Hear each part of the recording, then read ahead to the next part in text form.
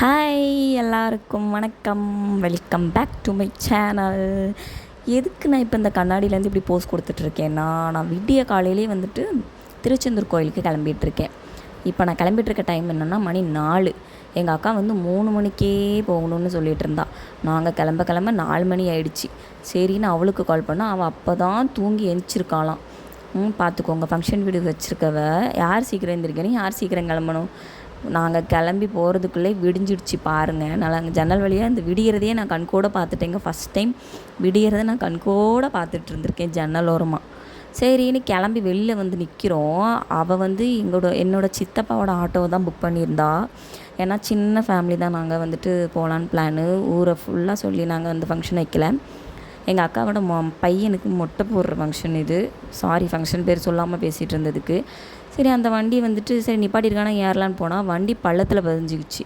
அப்புறம் பக்கத்தில் ஒரு அண்ணன் அந்த வண்டி வச்சுருந்தாங்க. அவங்கள கூப்பிட்டு அந்த வண்டியை வச்சு இந்த வண்டியை இழுத்து ஒரு வழியாக போயாச்சு. பாருங்கள், கிளம்பி போகும்போதே எங்களுக்கு சகுனம் எப்படி இருந்திருக்குன்னு. இதுதான் எங்களுடைய அக்கா ஃபேமிலி, அதாவது எங்களுடைய பெரியப்பா ஃபேமிலி. அக்கா தங்கச்சி 3 பேர் வராளுகளா, எப்படி வராளுங்க பாருங்க, வீரமங்கை கரசியல் மாதிரி.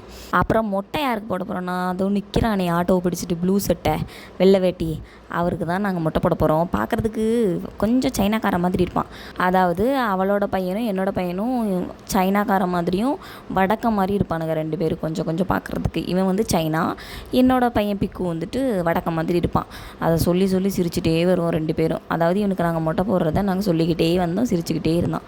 பாருங்கள் அந்த பிள்ளை எவ்வளோ அழகாக இருக்குன்னு. இதுதான் என் தங்கச்சி பொண்ணு, கடைசி உள்ளவளோட பொண்ணு. எப்படி இருக்கான்னு மறக்காமல் கமெண்ட்டில் சொல்லுங்கள். எனக்கு இந்த பாப்பாவை ரொம்ப பிடிக்கும், ஏன்னே தெரில. பாருங்கள், எங்கள் ஊரில் நாங்கள் எவ்வளோ தூரம் போனாலும் அந்த ஊர் இப்படித்தான் இருக்கும். சிலு சிலு வென்று பூங்காற்று, அந்த மாதிரி இயற்கை காற்றை ரசிச்சுட்டே வந்துட்டுருந்தோம். அந்த காற்று ஒரு கட்டத்தில் வந்து எங்களுக்கு வெறுப்பை உண்டாக்கிட்டு பாருங்கள். எங்களை ஒரு வீடியோ அப்படின்னு சொன்னதுக்கு என்னோட முடி அவன் மூஞ்சில் சாட்டை அடித்த மாதிரி அடிச்சிட்டு இருந்தது. ஒரு கட்டத்துக்கு மேலே எங்களுக்கே பொறுக்க முடியலை. அதை கையில் கட்டி அணைச்சி வச்சுட்டு தான் நாங்கள் அந்த வீடியோ எடுத்தேன். இவனை பாருங்கள், இவன் என் பக்கத்தில் இருந்தால் இவனை நான் சும்மாவே இருக்க விட மாட்டேன், ஏதாவது நோண்டிக்கிட்டே இருப்பேன். ஆனால் அவன் ஃபோனை மட்டும்தான் நோண்டிக்கிட்டு இருந்தான். ஒரு வழியாக வந்துட்டு காலையில் 6 மணிக்கு நாங்கள் வண்டி ஏறினோம். சாரி, 5 மணிக்கு வண்டி ஏறினோம். ஒரு 8 மணிக்கு எங்களுக்கு வடை வாங்கி கொடுத்தாங்க. நான் வந்து சமோசாவை ரொம்ப மிஸ் பண்ணேன். எனக்கு சமோசா தான் பிடிக்கும். வர வழியில் சமோசாவே எண்ணிட்டு வந்தேன், எத்தனை கடையில் சமோசா இருக்குன்னு. ஆனால் நாங்கள் நிப்பாட்டின கடையில் சமோசா மட்டும் இல்லை. எவ்வளோ கஷ்டம் பார்த்தீங்களா. கடைசியாக காஃபியை குடிச்சிட்டு அமைதியாக உட்காந்துருந்தோம். உளுந்த வடை நான் ரொம்பலாம் சாப்பிட மாட்டேன். எங்கள் பெரியப்பா என்ன பண்ணியிருக்காங்க, நான் சமோசா கேட்டிருக்கேன்னு 2-3 கடை தேடி பார்த்து எனக்காக சமோசா வாங்கிட்டு வந்தாங்க. எனக்கு ரொம்ப ஹாப்பியாக இருந்துச்சு. பாடுறா, நம்ம கேட்டதையும் உடனே வாங்கி தரதுக்கு ஒருத்தவங்க இருக்காங்களே அப்படின்ட்டு. அப்படியே கோயிலுக்குள்ளே நாங்கள் நடந்து போயிட்டு இருந்தோம். நாங்கள் பின்வாசலோடு தான் போனோம், ஃப்ரண்ட்டில் போகலை. நாங்கள் போயிட்டுருக்கும்போது இவங்க ரொம்ப அராஜகம் பண்ணுறாங்க. இவங்களோட அராஜகம் எங்கே போனாலும் குறையவே மாட்டேங்குது. அது ஏன்னே தெரியல. இவங்க ஒரு சில பேர் பண்ணுறவங்களால எல்லா டிரான்ஸ்ஜெண்டர்ஸையும் வந்துட்டு தப்பாக நினைக்கிறாங்க. சரி, அதை விடுவோம். நாங்கள் உள்ள கோயிலுக்குள்ளே போகவும் முடி செலுத்துகிற காணிக்கை மண்டபம்னு ஒரு மண்டபம் தனியாக கொடுத்துருந்தாங்க. முன்னாடி நாங்கள் திருச்செந்தூர் வரும்போதெல்லாம் அது இப்படி கிடையவே கிடையாது. இப்போ எல்லாமே சேஞ்ச் பண்ணிட்டாங்க. நான் கல்யாணத்துக்கு முன்னாடி வந்தது இங்கே திருச்செந்தூருக்கு, அதுக்கப்புறம் நான் வந்ததே இல்லை. இப்போ தான் ஃபஸ்ட் டைம் வந்திருக்கேன். பாருங்கள், மொட்டை போடுறதுக்கு யாராச்சும் மடியில் உட்காந்தானே அடிப்பாங்க. நீங்கள் யாரையும் பக்கத்தில் வர வேண்டாம், நான் மொட்டை போட்டு பழகிட்டேன். ஆனால் நானே உட்காந்து மொட்டை போட்டு வரேன், நீங்கள் எல்லோரும் சும்மா இருங்க அப்படின்னு சொல்லிட்டான். இவன் சைனாக்காரன் எவ்வளோ கொழுப்பு பார்த்தீங்களா இவனுக்கு. அவங்க தாத்தா உட்கார வரேனாரு, ஒன்றும் வேண்டாம் நானே உட்காந்துப்பேன் அப்படின்னு சொல்லிட்டு உட்காந்துட்டான். அப்படியே கேமராவை பிக்கு பக்கத்தில் போட்டு, பிக்கு நான் அடுத்த வாரம் உனக்கும் இதே மாதிரி மொட்டை போட போகிறோம் பிக்கு, திருச்செந்தூரில் வந்து அப்படின்ட்டு நாங்கள் சொல்லி சிரிச்சிட்டு இருந்தோம். பாருங்கள், இவள் கட்டியிருக்க சேலையை பார்த்து நான் கிண்டல் பண்ணிக்கிட்டு இருந்தேன். ஆனால் அவள் வீடியோ கேப்சர் பண்ணுறதை கண்டுபிடிச்சிட்டா. சரியான கேடியாக இருப்பாள். எனக்கு அக்காவில் வேறு எப்படி இருப்பாள். அப்புறம் சைனாக்காரனுக்கு ஒரு வழியாக மொட்டை போட்டு கடற்கரைக்கு போயிட்டோம். கடற்கரையில் போய் கால் நினச்சிட்டு வந்துடலாம், அவனை குளிப்பாட்டிட்டு வந்துடலாம், சாமி கும்பிட்டு அப்புறமா போய்க்கலான்னு சொல்லிட்டு நாங்கள் குளிப்பாட்டுறதுக்கு போயிருந்தோம். இங்கே பாருங்கள், பிக்கு கடலையை பார்த்து பயந்து பின்னாடி போயிட்டு இருந்தோம்.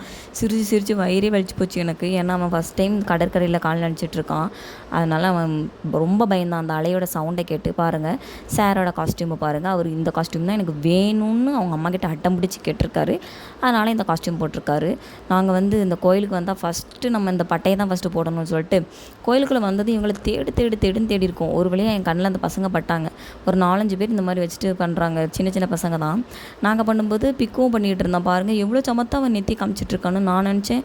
அவன் பட்டை போடும்போதே எல்லாத்தையும் அழுது கெடுத்து விட்டுருவான்னு நினச்சேன். ஆனால் அழகாக காமிச்சிட்டு இருந்தான். நாங்கள் பட்டை போட்டவங்க கூடலாம் ஒரு செல்ஃபி எடுத்துகிட்டு பின்னாடி திரும்பி பார்த்தோம், நல்ல மேளம் அடிக்கிற சவுண்டு. பார்த்தா இந்த கும்பம் என்னமோ ஏற்றிட்டு போயிருந்தாங்க. ஆனால் மேளம்லாம் செம்ம அடி அடிச்சிட்டு இருந்தாங்க. பிக்கு அதுக்கு டான்ஸ் ஆடிட்டே வந்தான். கரெக்டாக நான் வீடியோ எடுக்கும் ஆடவே மாட்டேன்னு சொல்லிட்டேன். பாருங்கள், இந்த மாதிரிலாம் பண்ணி நிறைய பேர் ஆடிட்டு போயிட்டு இருந்தாங்க. எந்த ஊருன்னு தெரியலை. நாங்கள் எங்கள் அக்காவை கிண்டல் பண்ணிட்டு இருந்தோம். பார்த்தியா உன் பையன் மொட்டை அடிப்பை எவ்வளோ கிராண்டாக செலிப்ரேட் பண்ணிகிட்ருக்க நீ அப்படின்ட்டு அப்படின்னு சொல்லிட்டு இருந்தோம். நல்லா டான்ஸ் ஆடிக்கிட்டு பாட்டு பாடிக்கிட்டு எல்லாம் பண்ணிகிட்டு இருந்தாங்க. அப்படியே நாங்கள் நடந்து குலசைக்கு போயிட்டோம். திருச்செந்தூரில் சாமி கும்பிட்டு குலசைக்கு போயிருந்தோம். இவங்களை நீங்கள் யாராச்சும் பார்த்துருக்கீங்களா எனக்கு கமெண்ட்டில் சொல்லுங்கள். இன்ஸ்டாகிராமில் தசரா டைமில் சஷ்டிகான்னு ஒரு டிரான்ஸ்ஜெண்டர் வந்து சாமி ஆடி ட்ரெண்டிங்கில் இருந்தாங்க. அவங்கள வந்து நான் எதிர்ச்சியாக பார்த்துட்டேன். அவங்க சாமி ஆடிட்டு இருக்கதை நான் உடனே வீடியோ எடுத்துட்டேன். நீங்கள் யாராச்சும் இவங்கள பார்த்துருந்தீங்கன்னா மறக்காமல் கமெண்ட் பண்ணுங்கள். இந்த மாதிரி நிறைய பேர் ஆடிட்டு இருந்தாங்க. உள்ளே போய் சாமியை பார்க்க கூட முடியலை. ஆக்சுவலி திருச்செந்தூர்லேயும் அப்படி தான், சாமியை நான் பார்க்கவே இல்லை. குலசையில் நாங்கள் வெளியிலேருந்து கிட்டையாச்சும் கொஞ்சம் பார்த்துட்டோம். ஆனால் அங்கே அப்படி இல்லை திருச்செந்தூரில். ஒரு வேளையாக திருச்செந்தூர் விளாக் முடிஞ்சிருச்சு. இந்த விளாக் உங்களுக்கு பிடிச்சிருந்தா